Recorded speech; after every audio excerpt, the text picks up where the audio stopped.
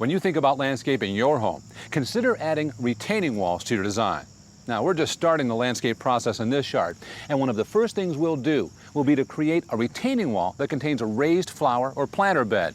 It's easier than you think. We'll make our wall with interlocking wall blocks. Now, these versatile concrete blocks are easy to use because there's no mortar involved.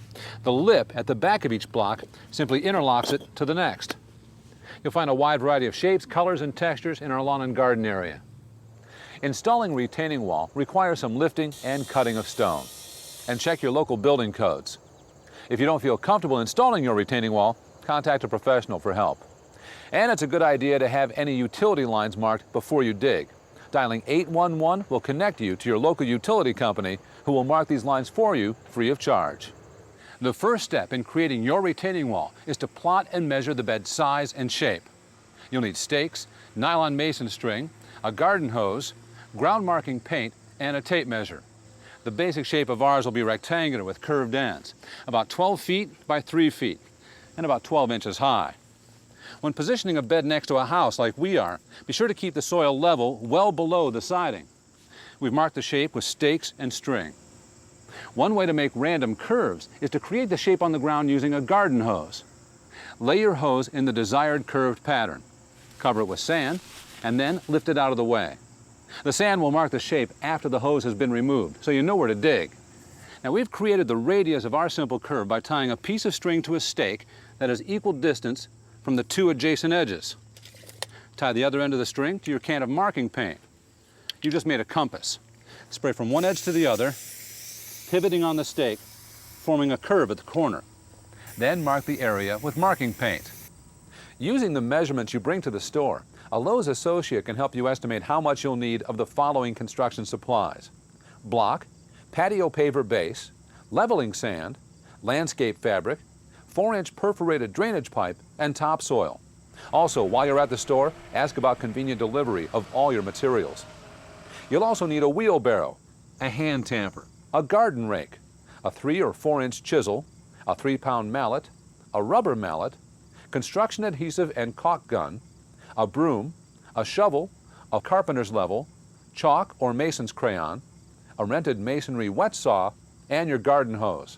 And don't forget safety. Be sure to have safety glasses, work gloves, a dust mask, and ear protection.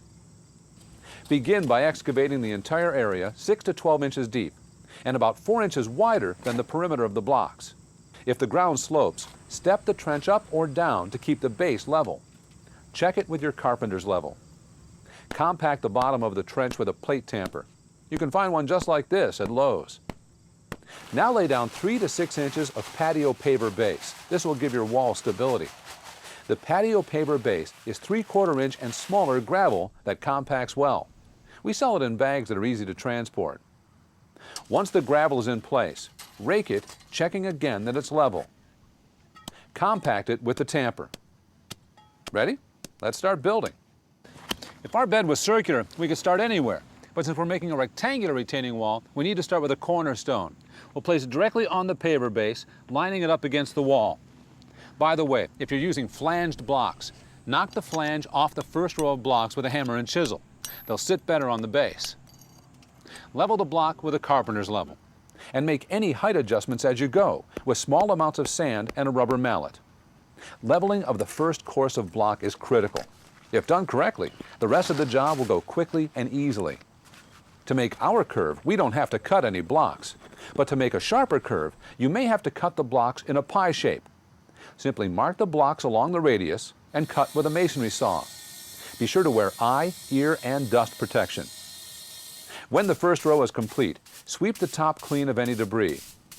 Depending on your design, you may find that you need a partial block to complete the first row. To create one, just mark a full block to the correct length. Then cut it with the masonry saw.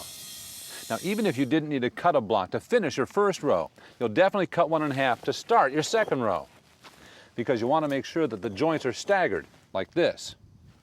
Now, if your wall is 2 feet or over, you should add drainage pipes to keep water from building up behind the wall.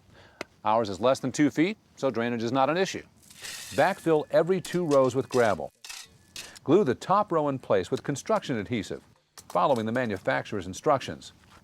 Now place the filter fabric over the gravel to create a barrier between it and your topsoil. Since this is going to be a raised bed, we've built the last 12 inches without backfilling. We're leaving room here for topsoil. Finally, add some flowers and shrubs, and before you know it, you'll have a terrific new focal point for your yard and a creative opportunity for change with plantings from Lowe's, season to season, year to year. And for more home improvement projects, check out the other how-to videos at lowes.com/videos.